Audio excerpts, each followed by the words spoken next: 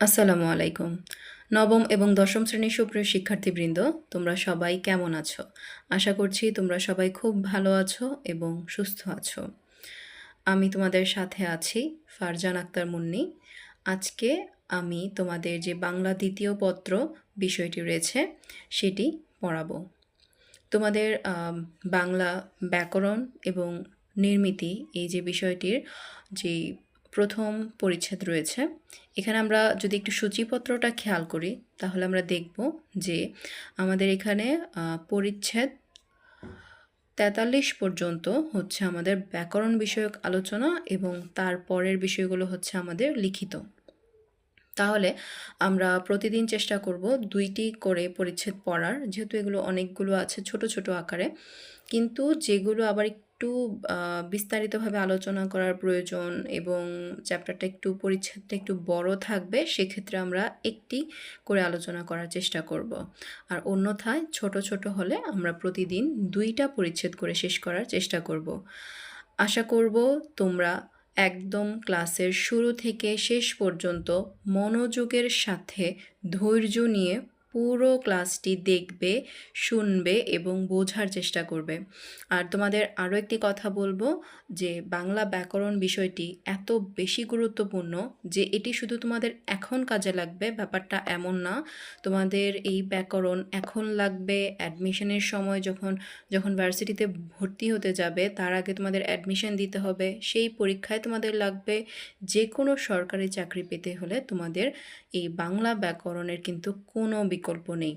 যে কোনো সরকারি চাকরি পাওয়ার আগ পর্যন্ত তোমাদের কিন্তু এটি পড়তেই হবে। তাহলে আমরা বুঝতে পারছি যে এই বিষয়টি অনেক বেশি গুরুত্বপূর্ণ। তাহলে আমাদের কি করতে হবে?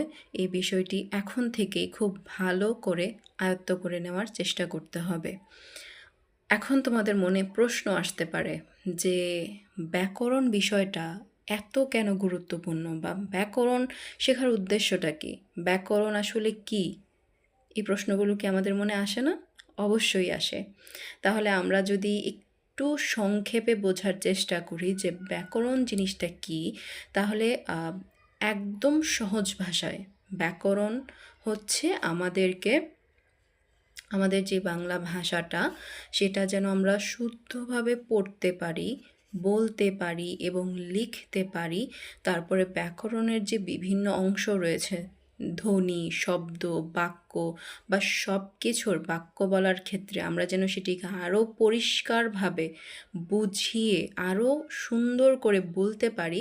এই সব কিছুর সমন্বয় হচ্ছে ব্যাকরণ। ব্যাকরণ আমাদেরকে শুদ্ধভাবে পড়তে, বলতে এবং লিখতে সাহায্য করে।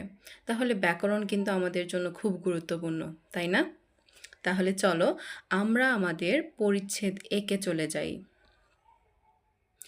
পরিচ্ছেদ একে রয়েছে ভাষা এবং বাংলা ভাষা। তার আগে আমি তোমাদেরকে আরও একটি কথা বলবো, সেটি হচ্ছে তোমরা অবশ্যই একটি কালার পেন নিয়ে বসবে, বা কারো কাছে যদি মার্কার থাকে তাহলে তো আরও ভালো, তোমরা সেটি নিয়ে বসো। কারণ আমি যেই লাইনগুলো বলবো যে এমসিকিউর জন্য গুরুত্বপূর্ণ, তোমরা সেগুলো দাগিয়ে নেবে। কারণ এগুলো যদি এখন দাগিয়ে পড়ো তাহলে পরীক্ষার সময় আর ঝামেলায় পড়তে হবে না, তোমরা সেগুলো একবার দেখে নিলেই তোমাদের হয়ে যাবে। আর তোমাদের কাছে অনুরোধ থাকবে ক্লাসটি শুরু থেকে শেষ পর্যন্ত ধৈর্য নিয়ে মনোযোগ সহকারে দেখবে, ঠিক আছে? তাহলে চলো আমরা আমাদের ক্লাস শুরু করি। দেখো, পরিচ্ছেদ 1, ভাষা এবং বাংলা ভাষা।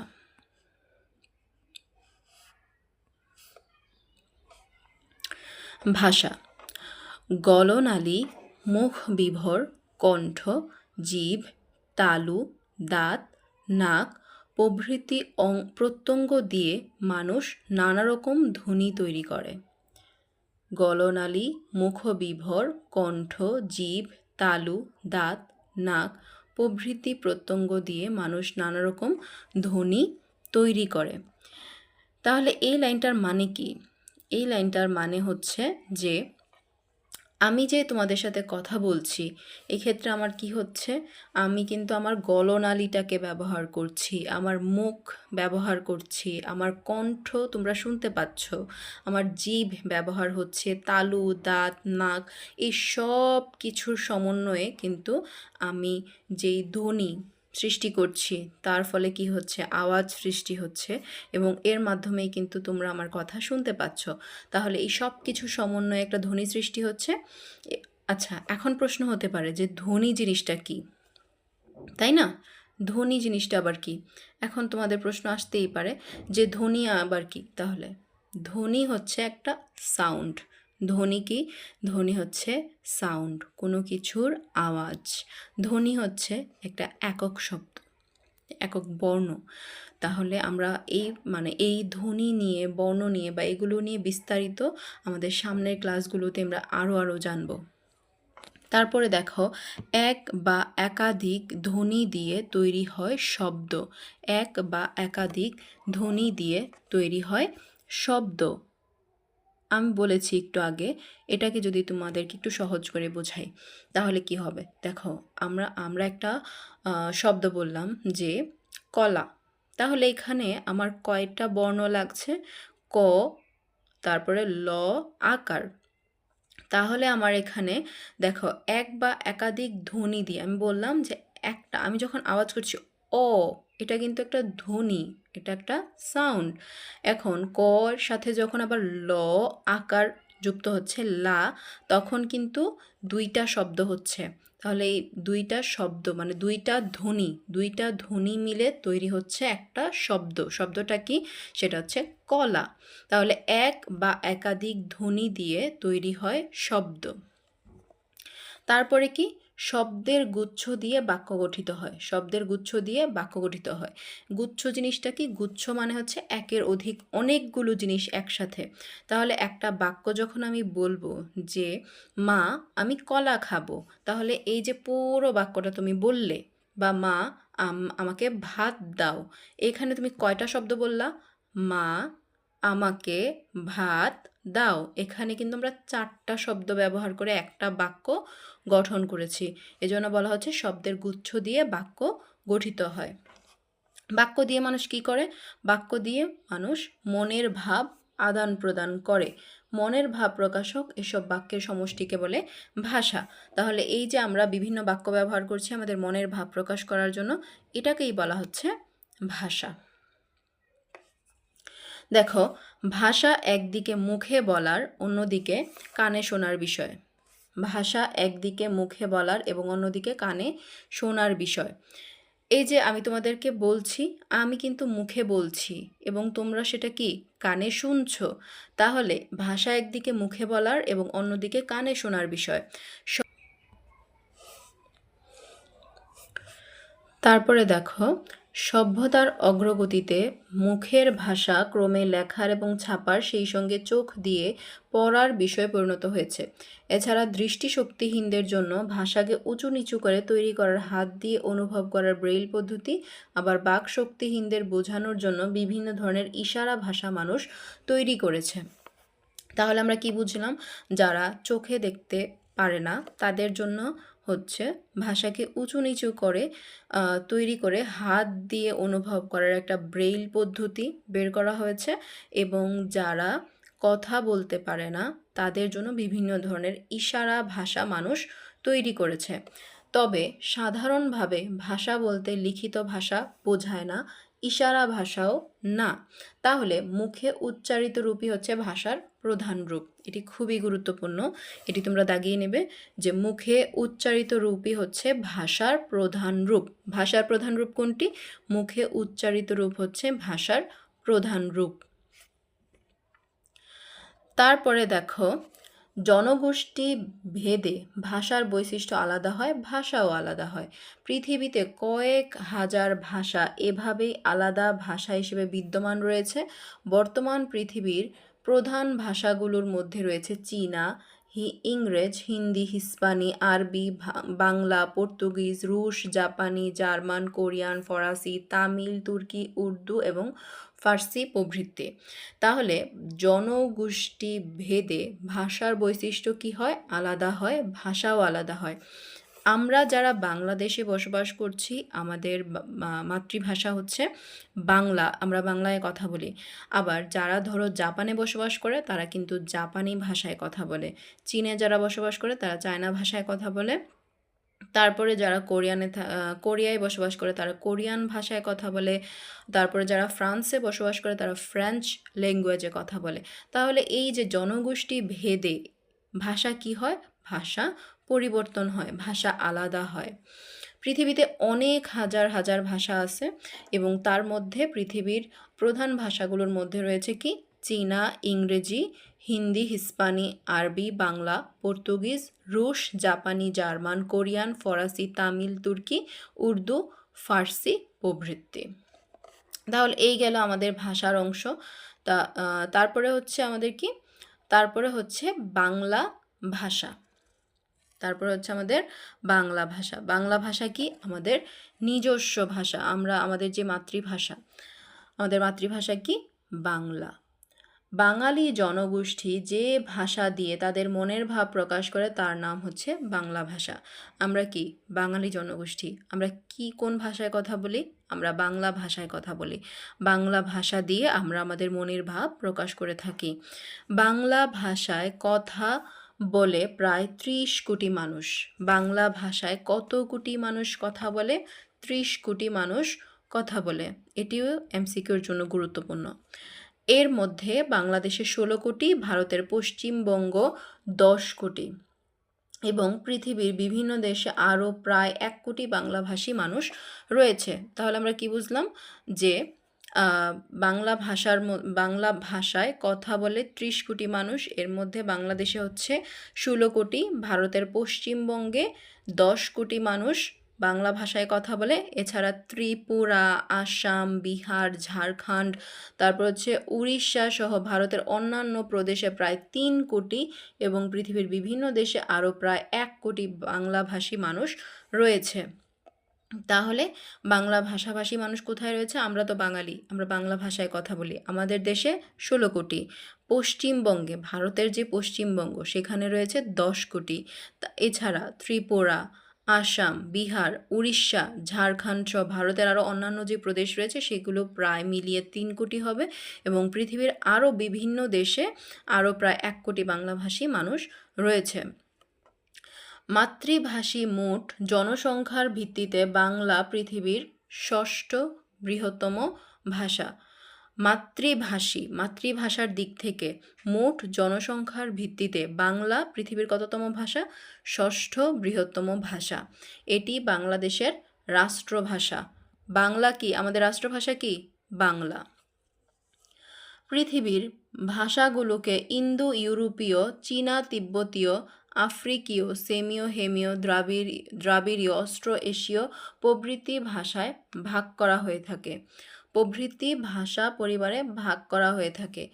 ইংরেজি, জার্মান, ফরাসি, হিস্পানি, রুশ, পর্তুগিজ, ফার্সি, হিন্দি, উর্দু, নেপালি, সিংহলি প্রভৃতি ভাষার মতো বাংলা ভাষাও ইন্দো ইউরোপীয় ভাষা পরিবারের সদস্য। বাংলা ভাষার নিকটতম আত্মীয় অহমিয়া এবং উড়িয়া। বাংলা ভাষার নিকটতম আত্মীয় কোনটি? বাংলা ভাষার নিকটতম আত্মীয় হচ্ছে অহমিয়া এবং উড়িয়া। বাংলা ভাষার নিকটতম আত্মীয় কোনটি? অহমিয়া এবং উড়িয়া। এবং পৃথিবীর ভাষাগুলোকে যদি আমরা ভাগ করি তাহলে প্রথমে কি আসে? ইন্দো ইউরোপীয়, চীনা তিব্বতীয়, আফ্রিকীয়, সেমীয় হেমীয়, দ্রাবিড়ীয়, অস্ট্রো এশীয় প্রভৃতি ভাষা পরিবারে ভাগ করা হয়ে থাকে। ধ্রুপদী ভাষা সংস্কৃত এবং পালির সঙ্গে বাংলা ভাষার রয়েছে ঘনিষ্ঠ সম্পর্ক। তাহলে ধ্রুপদী ভাষা সংস্কৃত এবং পালির সঙ্গে বাংলা ভাষার রয়েছে ঘনিষ্ঠ সম্পর্ক। সংস্কৃত শব্দ কোনগুলো? সংস্কৃত হচ্ছে একদম যে তৎসম শব্দগুলো রয়েছে সেগুলো হচ্ছে আমাদের সংস্কৃত শব্দ। তাহলে ধ্রুপদী ভাষা যে সংস্কৃত এবং পালির সঙ্গে বাংলা ভাষার একটা ঘনিষ্ঠ সম্পর্ক রয়েছে। ইন্দো ইউরোপীয় ভাষা পরিবারের আদি ভাষা বহু বিবর্তনের মধ্য দিয়ে বাংলা ভাষায় পরিণত হয়েছে। এখন তোমাদের মনে প্রশ্ন আসতে পারে যে ইন্দো ইউরোপীয় ভাষা থেকে কি বাংলা ভাষা সরাসরি চলে এসেছে? না, বাংলা ভাষা সরাসরি ইন্দো ইউরোপীয় থেকে আসেনি। তাহলে এটা বিভিন্ন বহু বিবর্তনের মধ্য দিয়ে, মানে অনেক পরিবর্তনের মধ্য দিয়ে এটা আজকে বাংলা ভাষায় পরিণত হয়েছে। তাহলে আমরা সেগুলো দেখি। তাহলে যদি আমরা দেখি যে এই বিবর্তনে যেসব গুরুত্বপূর্ণ স্তর বাংলা ভাষাকে অতিক্রম করতে হয়েছে, মানে যেই স্তরগুলোকে অতিক্রম করে আজকের বাংলা ভাষা হতে হয়েছে, সেই স্তরগুলো কি? ইন্দো ইউরোপীয়। প্রথমে এটা ইন্দো ইউরোপীয়, তারপরে এটা ইন্দো ইরানীয়, তারপরে ভারতীয় আর্য, তারপরে প্রাকৃত, তারপরে হচ্ছে বাংলা। তাহলে বাংলাটা যে হয়েছে কয়টা ধাপ অতিক্রম করেছে? ইন্দো ইউরোপীয়, তারপর হচ্ছে ইন্দো ইরানীয়, তারপরে ভারতীয় আর্য, প্রাকৃত, তারপরে বাংলা। তাহলে 4টা স্তর অতিক্রম করে আজকের আমাদের এই বাংলা ভাষা। আনুমানিক 1000 বছর আগে পূর্ব ভারতীয় প্রাকৃত ভাষা থেকে বাংলা ভাষার জন্ম হয়েছে। আনুমানিক 1000 বছর আগে পূর্ব ভারতীয় প্রাকৃত ভাষা থেকে বাংলা ভাষার জন্ম হয়েছে। বাংলা ভাষার লিখিত রূপের প্রাচীনতম নিদর্শন চর্যাপদ। এটা তোমাদের জন্য খুবই গুরুত্বপূর্ণ একটা এমসিকিউ, যে বাংলা ভাষায় লিখিত রূপের প্রাচীনতম নিদর্শন হচ্ছে চর্যাপদ। বাংলা ভাষার লিখিত রূপের প্রাচীনতম নিদর্শন কোনটি? চর্যাপদ। তারপরে দেখো, বাংলা ভাষার রয়েছে কালগত এবং স্থানগত স্বতন্ত্র। বাংলা ভাষার রয়েছে কালগত এবং স্থানগত স্বাতন্ত্র্য। এই যে দেখো, আমরা ধরো তুমি চট্টগ্রামে বসবাস করো, এখন তোমার আঞ্চলিক ভাষাটা কি? চাটগাইয়া। আবার যারা নোয়াখালীতে বসবাস করে তাদের কথার টোনের মধ্যে কিন্তু একটা নোয়াখালী বা তাদের আঞ্চলিক ভাষাটা কি? নোয়াখালী। মানে নোয়াখাইল্লা, যেটাকে আমরা আঞ্চলিক ভাষায় বলে থাকি। তো যারা নোয়াখালীতে আছে তাদের ভাষাটাকে আমরা এইভাবে বলি। আবার যারা আমরা ব্রাহ্মণবাড়িয়ায় বসবাস করি তাদের ভাষার মধ্যে একটা ওই এলাকার আঞ্চলিক টান চলে আসে। তাহলে বাংলা ভাষার রয়েছে কি? কালগত এবং স্থানগত স্বাতন্ত্র্য। মানে এটা এক এক এলাকায়, মানে এলাকা ভেদে এটা কিন্তু, মানে স্থান ভেদে এটা হচ্ছে বিভিন্ন রকমের হয়ে থাকে। তারপরে দেখো, 1000 বছর আগেকার ভাষা, 500 বছর আগেকার ভাষা, এমনকি 19 শতকে প্রচলিত ভাষার সঙ্গে বর্তমানকালের ভাষা আলাদা। দেখবে 1000 বছর আগে মানুষ যে ভাষায় কথা বলতো, বা 500 বছর আগেও মানুষ যে ভাষায় কথা বলতো, 19 শতকে যে ভাষায় কথা বলতো, সেই ভাষার সঙ্গে আজকের ভাষার কিন্তু অনেক তফাৎ। তাহলে কালক্রমে কি হয়েছে? ভাষাটা পরিবর্তন হয়েছে। আবার ভৌগোলিক এলাকা ভেদে বাংলা ভাষার নানা বৈচিত্র্য লক্ষ্য করা যায়। ভাষার এই আঞ্চলিক বৈচিত্র্যকে বলা হয় উপভাষা। এই যে অঞ্চল ভেদে ভাষার যে পরিবর্তন, সেটাকে বলা হচ্ছে উপভাষা। এটা কি? উপভাষা। ভাষার এই আঞ্চলিক বৈচিত্র্যকে বলা হচ্ছে উপভাষা। তাহলে উপভাষা কি জিনিসটা বুঝতে পেরেছো নিশ্চয়ই। তারপরে এখন আমরা দেখব বাংলা ভাষার কি? বাংলা ভাষার নিজস্ব লিপি রয়েছে। বাংলা ভাষার নিজস্ব লিপি রয়েছে। এই লিপির নাম কি? বাংলা লিপি। বাংলা ভাষার যে নিজস্ব লিপি রয়েছে, এই লিপিটার নাম কি? এটার নাম হচ্ছে বাংলা লিপি। বাংলা লিপিতে মূল বর্ণের সংখ্যা 50টি। বাংলা লিপিতে মূল বর্ণের সংখ্যা 50টি। তাহলে 50টির মধ্যে কি কি? স্বরবর্ণ 11টি, ব্যঞ্জনবর্ণ 39টি। স্বরবর্ণ হচ্ছে স্বর, স্বরায়া, রস্যই, দীর্ঘই, রস্যৌ, দীর্ঘ, এগুলো হচ্ছে স্বরবর্ণ 11টি, এবং ক, খ, গ, ঘ এগুলোকে বলা হচ্ছে ব্যঞ্জনবর্ণ, এবং ব্যঞ্জনবর্ণ 39টি। তাহলে বাংলা লিপিতে মূল বর্ণের সংখ্যা কয়টি? 50টি। প্রায় 2500 বছর আগে উপমহাদেশে ব্রাহ্মলিপির জন্ম হয়। মানে উপমহাদেশে ব্রাহ্মী লিপির জন্ম হয় কত হাজার বছর আগে? প্রায় 2500 বছর আগে উপমহাদেশে ব্রাহ্মী লিপির জন্ম হয়। ব্রাহ্মী লিপির পূর্ব ভারতীয় শাখা 10ম শতক নাগাদ কুটিল লিপি নামে পরিচিতি লাভ করে। ব্রাহ্মী লিপির যেই পূর্ব ভারতীয় শাখা, সেটি হচ্ছে 10ম শতক নাগাদ কুটিল লিপি নামে পরিচিতি লাভ করে। বাংলা ভাষার একটা নিজস্ব লিপি আছে, সেটা হচ্ছে বাংলা লিপি। আবার প্রায় ২৫০০ বছর আগে উপমহাদেশে ব্রাহ্মী লিপির জন্ম হয়। ব্রাহ্মী লিপির যে পূর্ব ভারতীয় শাখা ১০ম শতক নাগাদ সেটি হচ্ছে কুটিল লিপি নামে পরিচিতি লাভ করে। বাংলা লিপি কি? এই কুটিল লিপির বিবর্তিত রূপ, কুটিল লিপির পরিবর্তিত রূপ। অহমিয়া, তারপর হচ্ছে বোরো, মণিপুরি প্রভৃতি ভাষাও বাংলা লিপিতে লেখা হয়। সংস্কৃতি মৈথিলি ভাষা লিখতে একসময়ে অন্য লিপির পাশাপাশি বাংলা লিপিও ব্যবহৃত হতো। বাংলাদেশের জীবনযাত্রার প্রায় সব ক্ষেত্রে বাংলা ভাষা ব্যবহারের বিষয়টি সরকারিভাবে বাধ্যতামূলক। এছাড়া ভারতের পশ্চিমবঙ্গ, ত্রিপুরা প্রদেশের অন্যতম দাপ্তরিক ভাষা বাংলা। বাংলাদেশের জীবনযাত্রার প্রায় সব ক্ষেত্রে বাংলা ভাষা ব্যবহারের বিষয়টি সরকারিভাবে বাধ্যতামূলক। তার কারণ কি? কারণ হচ্ছে আমাদের মাতৃভাষা এবং আমাদের রাষ্ট্রভাষা হচ্ছে বাংলা। তাহলে আমাদের সকল সরকারি কাজগুলো বাংলা ভাষায় করা, এটা হচ্ছে সরকারিভাবে বাধ্যতামূলক।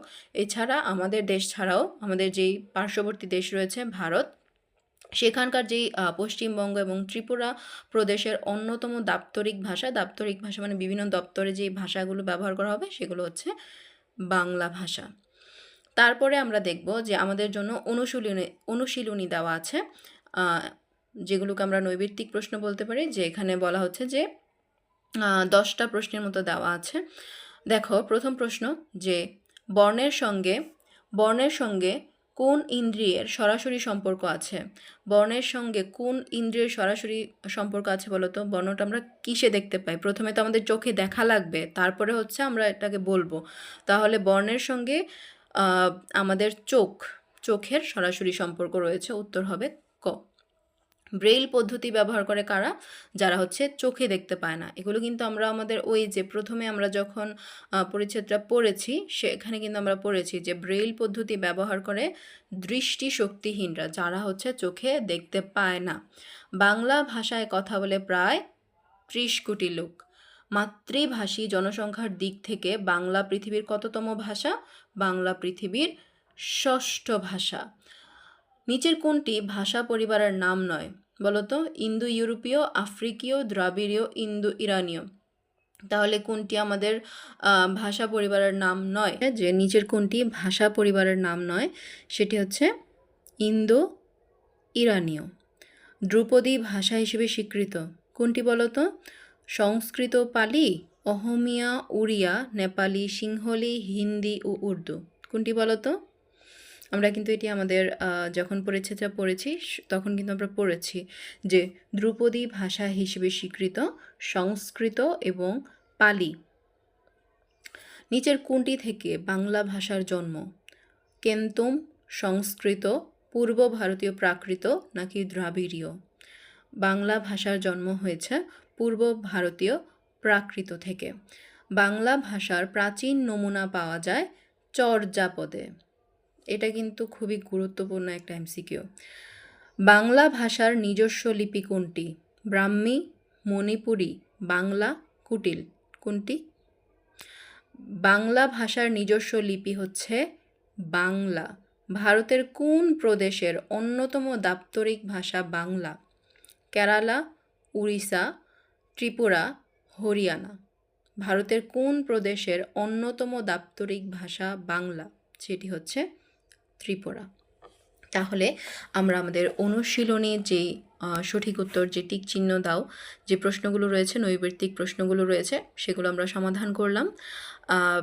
আমি আশা করব যে তোমরা যারা ক্লাসটা খুব মনোযোগের সাথে প্রথম থেকে শেষ পর্যন্ত দেখেছো, তোমরা এই সবগুলো আনসার যদি আমি নাও দিতাম তাও তোমরা পারতে, তাই না? তোমরা সকলে খুব তোমরা সকলে মেধাবী এবং তোমরা সবাই, আমি বিশ্বাস করি যে তোমরা সবাই খুব ভালো ফলাফল করবে যদি তোমরা, আমি আশা করছি তোমরা সকলেই ক্লাসটি খুব ভালো মতো করে বুঝতে পেরেছো এবং ধৈর্য সহকারে মনোযোগ ধরে রাখার চেষ্টা করেছো। আচ্ছা, আমরা আমাদের পরিচ্ছেদ 2-এ চলে যাই, কি বলো? আমরা আমাদের পরিচ্ছেদ ১ তো অনেক ছোটই ছিল, তাই না? তাহলে আমরা আমাদের পরিচ্ছেদ ২ এ চলে যাই।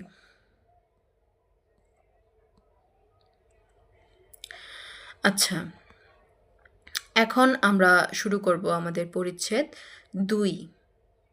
আমরা এতক্ষণ পড়লাম যে আমাদের পরিচ্ছেদ ১ পরিচ্ছেদটা খুব ছোট ছিল, সেজন্য আমরা আজকে পরিচ্ছেদ ২ ও শেষ করব ইনশাআল্লাহ।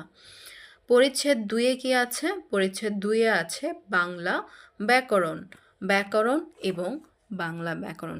ব্যাকরণ কি বলতো? প্রথমেই কিন্তু আমি বলেছিলাম যে ব্যাকরণ হচ্ছে এমন একটা বিষয় যা হচ্ছে আমাদেরকে আ ভাষা শুদ্ধ করে পড়তে, লিখতে এবং বলতে সাহায্য করে।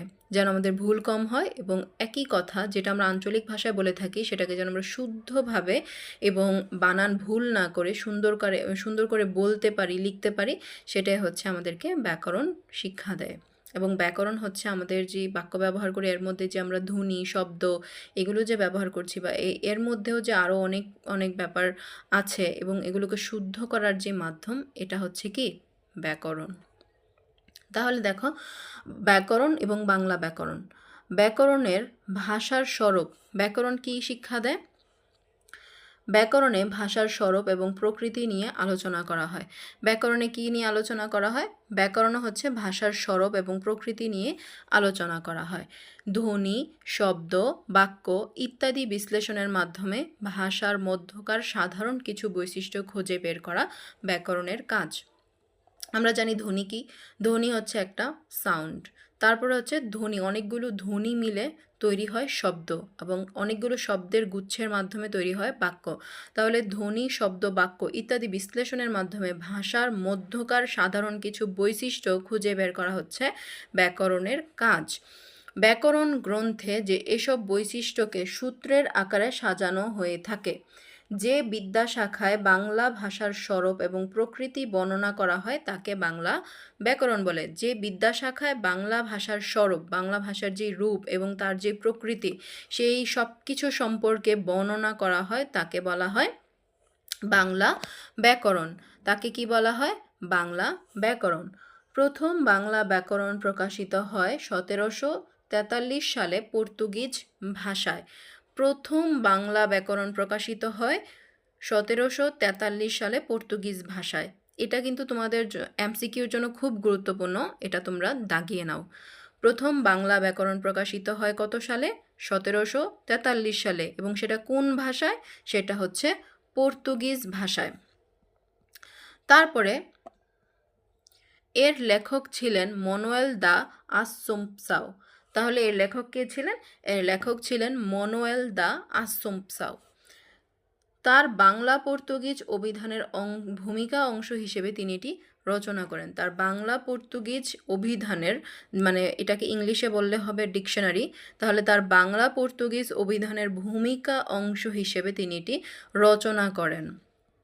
তারপর এরপর 1778 সালে প্রকাশিত হয় নাথানিয়াল ব্রাসি হ্যালহেড প্রণীত ইংরেজি ভাষায় রচিত পূর্ণাঙ্গ একটি বাংলা ব্যাকরণ। এরপরে কি হয়? প্রথমে এটা প্রকাশিত হয় 1743 সালে, তারপরে আসে 1778 সালে। 1778 সালে প্রকাশিত হয় নাথানিয়াল ব্রাসি হ্যালহেড প্রণীত ইংরেজি ভাষায় রচিত পূর্ণাঙ্গ একটি বাংলা ব্যাকরণ। তারপরে বইটির নাম কি ছিল? বইটির নাম a grammar of the Bengal language, a grammar of the Bengal language. তারপরে 1801 খ্রিস্টাব্দে উইলিয়াম কেরি এবং 1826 খ্রিস্টাব্দে রামমোহন রায় ইংরেজি ভাষায় আরও দুটি উল্লেখযোগ্য বাংলা ব্যাকরণ রচনা করেন। আরও দুটি উল্লেখযোগ্য বাংলা ব্যাকরণ কে রচনা করেন? 1801 সালে হচ্ছে উইলিয়াম কেরি এবং 1826 খ্রিস্টাব্দে রাজা রামমোহন রায় ইংরেজি ভাষায় আরও দুটি উল্লেখযোগ্য বাংলা ব্যাকরণ রচনা করেন। 1833 খ্রিস্টাব্দে প্রকাশিত রামমোহন রায়ের গৌড়ীয় ব্যাকরণ বাংলা ভাষায় রচিত প্রথম বাংলা ব্যাকরণ। তাহলে এটা কিন্তু খুব গুরুত্বপূর্ণ যে 1843 সালে প্রকাশিত রাজা রামমোহন রায়ের যে গৌড়ীয় ব্যাকরণ, এই যে গৌড়ীয় যে ব্যাকরণ সেটা হচ্ছে বাংলা ভাষায় রচিত প্রথম বাংলা ব্যাকরণ। আচ্ছা, তারপরে ব্যাকরণের আলোচ্য বিষয়। ভাষা হলো বাক্যের সমষ্টি। ভাষা হলো বাক্যের সমষ্টি। কারণ আমরা অনেকগুলো বাক্য মিলিয়ে আমাদের ভাষাটাকে প্রকাশ করে থাকি। কোনো কিছু বলতে হলে আমরা আমাদের বিভিন্ন ধরনের বাক্য ব্যবহার করি, তারপরে হচ্ছে আমাদের মনের ভাবটা প্রকাশ করি। তাহলে ভাষা কি? ভাষা হলো বাক্যের সমষ্টি। বাক্য গঠিত হয় কি দিয়ে? বাক্য গঠিত হয় শব্দ দিয়ে। আবার শব্দ তৈরি হয় ধ্বনি দিয়ে। এদিক থেকে এদিক থেকে তাহলে কি ভাষার ক্ষুদ্রতম উপাদান হলো ধ্বনি। এদিক থেকে ভাষার ক্ষুদ্রতম উপাদান হলো কি? ধ্বনি। এটা খুব গুরুত্বপূর্ণ একটা এমসিকিউ, এটাও দাগিয়ে নেবে তোমরা। এদিক থেকে ভাষার ক্ষুদ্রতম উপাদান কি? ধ্বনি। এই ধ্বনি, শব্দ, বাক্য প্রত্যেকটি অংশই ব্যাকরণের আলোচ্য। এই ধ্বনি, শব্দ, বাক্য প্রত্যেকটি অংশই ব্যাকরণের আলোচ্য বিষয়। মানে ব্যাকরণ হচ্ছে এগুলো নিয়ে আলোচনা করে। এছাড়া শব্দের এবং বাক্যের বহু ধরনের অর্থ হয়। সেসব অর্থ নিয়েও ব্যাকরণের আলোচনা করা হয়। ব্যাকরণের এসব আলোচ্য বিষয় বিভক্ত হয় অন্তত 4টি ভাগে। কি কি? ধ্বনিতত্ত্ব, রূপতত্ত্ব, বাক্যতত্ত্ব এবং অর্থতত্ত্ব। ব্যাকরণের আলোচ্য বিষয়গুলো বিভক্ত হয় কয় ভাগে? 4 ভাগে। কি কি? ধ্বনিতত্ত্ব, যেখানে ধ্বনি নিয়ে আলোচনা করা হয়। তারপর হচ্ছে রূপতত্ত্ব, যেখানে শব্দ নিয়ে আলোচনা করা হয়। তারপর হচ্ছে বাক্যতত্ত্ব এবং অর্থতত্ত্ব। তাহলে এই ব্যাপারগুলো আমরা দেখব। চলো, যেই ধ্বনিতত্ত্ব। ধ্বনিতত্ত্ব, ধ্বনিতত্ত্বের আলোচ্য বিষয় ধ্বনি। এটা তো আমাদের সাধারণ মানে আমরা সাধারণ জ্ঞানের মাধ্যমে বুঝতে পারি যে আসলে ধ্বনিতত্ত্ব যে বিষয়টা, সেখানে মানে মূল আলোচ্য যে ব্যাপারটা সেটা হচ্ছে ধ্বনি। তারপরে লিখিত ভাষায় ধ্বনিকে যেহেতু বর্ণ দিয়ে প্রকাশ করা হয়, তাই বর্ণমালা সংক্রান্ত আলোচনা এর অন্তর্ভুক্ত। লিখিত ভাষায় ধ্বনিকে যেহেতু বর্ণ দিয়ে প্রকাশ করা হয়, লিখিত ভাষায় ধ্বনিকে আমরা কি দিয়ে প্রকাশ করি? বর্ণ দিয়ে। যেটা আমি হয়তো তোমাদের পরিচ্ছেদ 1 পড়ানোর সময় বলেছিলাম যে লিখিত ভাষায় ধ্বনিকে, ধরো ধ্বনি হচ্ছে যে কোনো একটা সাউন্ড। এখন আমি বললাম কলা বা হচ্ছে মই। মই হচ্ছে কি? 2টা শব্দ দিয়ে হয়েছে, 2টা বর্ণ দিয়ে হয়েছে। প্রথমটা কি? ম, তারপরে হ্রস্ব ই। তাহলে এটা হচ্ছে ধ্বনি। ম এবং হ্রস্ব ই, এই আলাদা আলাদাভাবে এগুলো হচ্ছে ধ্বনি। তাহলে ধ্বনিকে কি দিয়ে আমরা প্রকাশ করি? বর্ণ দিয়ে প্রকাশ করি। তাই বর্ণমালা সংক্রান্ত আলোচনাও কি? ধ্বনিতত্ত্বের আলোচ্য বিষয়। ধ্বনিতত্ত্বের মূল আলোচ্য বাকযন্ত্র। বাকযন্ত্র হচ্ছে আমরা যে কথা বলছি, কথা বলার ক্ষেত্রে আমাদের যে শরীরের বিভিন্ন অঙ্গ প্রত্যঙ্গ আমরা ব্যবহার করছি, সেগুলোই হচ্ছে কি? আমাদের বাকযন্ত্র। তাহলে ধ্বনিতত্ত্বের মূল আলোচ্য হচ্ছে বাকযন্ত্র। বাকযন্ত্রের উচ্চারণ প্রক্রিয়া। উচ্চারণটা আমরা কিভাবে করি? ধ্বনির বিন্যাস, স্বর এবং ব্যঞ্জন ধ্বনির বৈশিষ্ট্য, ধ্বনিদল, প্রভৃতি। তাহলে ধ্বনিতত্ত্বের মূল আলোচ্য বিষয়গুলো কী কী? বাকযন্ত্র, বাকযন্ত্রের উচ্চারণ প্রক্রিয়া, ধ্বনির বিন্যাস, স্বর এবং ব্যঞ্জন ধ্বনির বৈশিষ্ট্য, ধ্বনিদল, প্রভৃতি। এগুলো হচ্ছে ধ্বনিতত্ত্বের আলোচ্য বিষয়। এখন আমরা দেখব রূপতত্ত্ব। তাহলে রূপতত্ত্বে শব্দ এবং তার উপাদান নিয়ে আলোচনা করা হয়। এই আলোচনায় বিশেষ্য, সর্বনাম, বিশেষণ, ক্রিয়া, ক্রিয়া বিশেষণ ইত্যাদি স্থান পায়। বিশেষ গুরুত্ব পায় শব্দ গঠন প্রক্রিয়া। রূপতত্ত্ব বলতে বোঝাচ্ছে হচ্ছে শব্দ, মানে এখানে শব্দ নিয়ে আলোচনা করা হবে। তাহলে এই আলোচনায় বিশেষ্য, বিশেষণ, সর্বনাম, অব্যয়, ক্রিয়া, যেগুলো আমরা ইংলিশে বলি পার্টস অফ স্পিচ, এইগুলো সম্পর্কে মূলত এখানে আলোচনা করা হয়। আর এখানে বিশেষ গুরুত্ব পায় হচ্ছে শব্দ গঠন প্রক্রিয়া। বাক্যতত্ত্ব। বাক্যতত্ত্বে বাক্য নিয়ে আলোচনা করা হয়। বাক্যের নির্মাণ এবং এর গঠন বাক্যতত্ত্বের মূল আলোচ্য বিষয়। বাক্যতত্ত্বের মূল আলোচ্য বিষয় কি? বাক্যতত্ত্বের মূল আলোচ্য বিষয় হচ্ছে বাক্যের নির্মাণ এবং এর গঠন। বাক্যের মধ্যে পদ এবং বর্গ কিভাবে বিন্যস্ত থাকে? পদ কি বলতো? পদ হচ্ছে পার্টস অফ স্পিচ, যেগুলো আমরা একটু আগে বললাম যে বিশেষণ, সর্বনাম, অব্যয়, ক্রিয়া, এগুলো হচ্ছে পদ। তারপরে হচ্ছে বর্গ কিভাবে বিন্যস্ত থাকে বাক্যতত্ত্বে তা বর্ণনা করা হয়। বাক্যের মধ্যে পদ এবং বর্গ কিভাবে বিন্যস্ত থাকে বাক্যতত্ত্বে তা আলোচনা করা হয়। এছাড়া এক ধরনের বাক্যকে অন্য ধরনের বাক্যে রূপান্তর, বাক্যের বাচ্য, উক্তি ইত্যাদি বাক্যতত্ত্বের আলোচ্য বিষয়। কারক বিশ্লেষণ, বাক্যের যোগ্যতা, বাক্যের উপাদান লোপ, জ্যোতিচিহ্ন প্রভৃতি বাক্যতত্ত্বে আলোচিত হয়ে থাকে। তাহলে এখন প্রশ্ন যদি হয় যে বাক্যতত্ত্বের আলোচ্য বিষয় কী কী? বাক্যতত্ত্বের আলোচ্য বিষয় কী কী? দেখো, পদ এবং বর্গ কীভাবে বিন্যস্ত থাকে বাক্যতত্ত্বে সেটা আলোচনা করা হয়। এছাড়া এক ধরনের বাক্যকে অন্য ধরনের বাক্যে রূপান্তর করতে বাক্যের বাচ্য, উক্তি ইত্যাদি বাক্যতত্ত্বের আলোচ্য বিষয়। কারক বিশ্লেষণ, বাক্যের যোগ্যতা, বাক্যের যোগ্যতা বলতে বাক্যে সব ধরনের উপাদান ঠিকঠাক মতো আছে কিনা, তারপরে হচ্ছে বাক্যটা সঠিক কিনা, বাক্যের উপাদান লোপ, তারপর হচ্ছে জ্যোতিচিহ্ন যেটা হচ্ছে পাংচুয়েশন মার্কস, এগুলো প্রভৃতি কোথায় আলোচনা করা হয়? এই সব কিছু আলোচনা করা হয় বাক্যতত্ত্বে। তারপরে এখন আমরা দেখব হচ্ছে অর্থতত্ত্ব। অর্থতত্ত্ব কি? ব্যাকরণের যে অংশে শব্দ, বর্গ এবং বাক্যের অর্থ নিয়ে আলোচনা করা হয় সেই অংশের নাম হচ্ছে অর্থতত্ত্ব।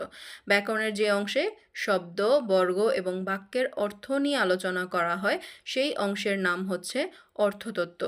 একে বাগর্থতত্ত্বও বলা হয়। এটা কিন্তু তোমরা মনে রাখবে, এটা খুব গুরুত্বপূর্ণ যে এই যে অর্থতত্ত্ব এটাকে আবার কি বলা হয়? বাগর্থতত্ত্বও বলা হয়। বিপরীত শব্দ, প্রতিশব্দ। বিপরীত শব্দ হচ্ছে কি? খারাপ, ভালো। তারপর হচ্ছে প্রতিশব্দ, যেটা আমরা বলতে পারি যেমন হচ্ছে মানে একই রকম শব্দ। তারপর হচ্ছে শব্দ জোড়। তারপরে হচ্ছে বাগধারা, মা, বাবা, ভাই, বোন। বা বাগধারা হচ্ছে কি? একটা বাক্যের মানে ছোট একটা বাক্য কিন্তু এটার মধ্যে শিক্ষণীয় অনেক ব্যাপার বোঝানো হয়। ব্যাঙের সর্দি। তারপর হচ্ছে আরও অনেক ধরনের অনেক প্রচলিত বাগধারা রয়েছে যেগুলো দিয়ে কথাটা ছোট কিন্তু বিষয়টা অনেক বড় বা শিক্ষণীয় কোনো কিছু একটা বোঝানো হয়। এই যে বিষয়গুলো এগুলো হচ্ছে কি? অর্থতত্ত্বের অন্তর্ভুক্ত। এছাড়া শব্দ, বর্গ, বাক্যের ব্যঞ্জনা নিয়েও ব্যাকরণের এই অংশে আলোচনা করা হয়ে থাকে। তাহলে আমরা দেখলাম যে অর্থতত্ত্বে কী কী বিষয় নিয়ে আলোচনা করা হয়? শব্দ, বর্গ, বাক্যের অর্থ নিয়ে আলোচনা করা হয় এবং এটা হচ্ছে অর্থতত্ত্ব। এবং এর আরও একটা নাম হচ্ছে বাগর্থতত্ত্ব। এখানে বিপরীত শব্দ, প্রতিশব্দ, শব্দজোড়, বাগধারা প্রভৃতি হচ্ছে আলোচনা করা হয়। এছাড়া শব্দ, বর্গ, বাক্যের ব্যঞ্জনা দিয়েও ব্যাকরণের এই অংশে আলোচনা থাকে।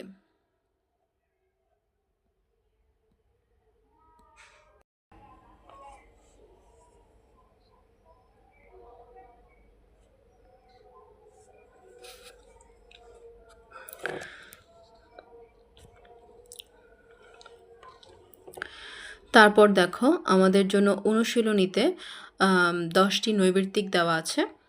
আমরা সেগুলো দেখি আমরা পারি কি না। তাহলে প্রথম যেই প্রশ্নটি রয়েছে সেটি হচ্ছে ভাষার প্রকৃতি নিয়ে আলোচনা করে। ভাষার প্রকৃতি নিয়ে আলোচনা করে কে বলতো? বাক্যতত্ত্ব, ব্যাকরণ, অর্থতত্ত্ব নাকি রূপতত্ত্ব? ভাষার প্রকৃতি নিয়ে আলোচনা করে ব্যাকরণ, সেটি আমরা একদম প্রথম লাইনেই পড়েছি। বাংলা ব্যাকরণ প্রথম প্রকাশিত হয় কত খ্রিস্টাব্দে? বাংলা ব্যাকরণ প্রথম প্রকাশিত হয় কত খ্রিস্টাব্দে? 1743 খ্রিস্টাব্দে পর্তুগিজ ভাষায়। সেটি কিন্তু আমরা পড়েছি। তাহলে 1743। ইংরেজি ভাষায় লেখা প্রথম বাংলা ব্যাকরণের রচয়িতা কে? ইংরেজি ভাষায় প্রথম বাংলা ব্যাকরণের রচয়িতা হচ্ছে Nathaniel Brassey Halhed. William Carey এবং রামমোহন রায় ওনারা কিন্তু পরে লিখেছেন, প্রথম লিখেছেন নাথানিয়াল ব্রাসি হ্যালহেড। গৌড়ীয় ব্যাকরণ এর রচয়িতাকে? রামমোহন রায়। ভাষার ক্ষুদ্রতম উপাদান কোনটি? ভাষার ক্ষুদ্রতম উপাদান কোনটি বলো তো? ভাষার ক্ষুদ্রতম উপাদান হচ্ছে ধ্বনি। তারপরে বাকযন্ত্র ব্যাকরণের কোন অংশের আলোচ্য বিষয়? বাকযন্ত্র যেটা দিয়ে হচ্ছে আমরা কথা বলছি বা কথা বলার সময় আমাদের যে বিভিন্ন অঙ্গ প্রত্যঙ্গের ব্যবহার সেটার যে সমন্বয় সেটা হচ্ছে বাকযন্ত্র।